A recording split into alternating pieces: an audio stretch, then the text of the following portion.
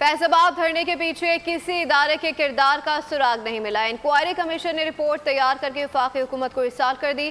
General retired Faiz समीद को clean chit मिल गई। Report के मुताबिक वजीर आजम ने DGC फैज समीद को मामला हल करने का मैंडेट दिया था। उस वक्त के आर्मी चीफ और DG ISI ने फैज हमीद को मुआहदे की इजाजत दी।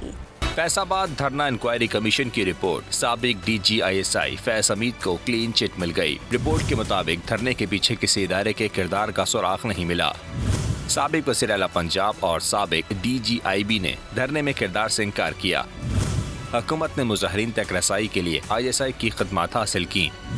वज़ीर आज़म ने DGC फैज हमीद को मामला हल करने का मैंडेट दिया था।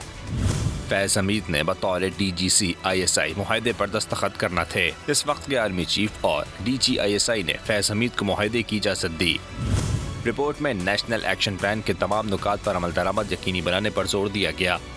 सिफारिश की पुलिस के कमांड एंड कंट्रोल सिस्टम में कमजोरियों का भी अहाता किया जाए।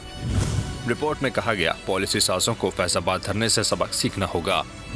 हुकूमती पॉलिसी की वजह से फैसलाबाद धरने जैसे वाकयात को हवा मिलती है। पंजाब हुकूमत ने मार्च को इस्लामाबाद जाने की इजाज़त दी। पुलिस में राब्ते के फुकदान की वजह से हलाकतें हुई। पंजाब हुकूमत गाफिल और कमजोर रही, जिसके बायस खून खराबा हुआ। सब्सक्राइब करें और बेल दबाएं ताकि कोई खबर रह न जाए।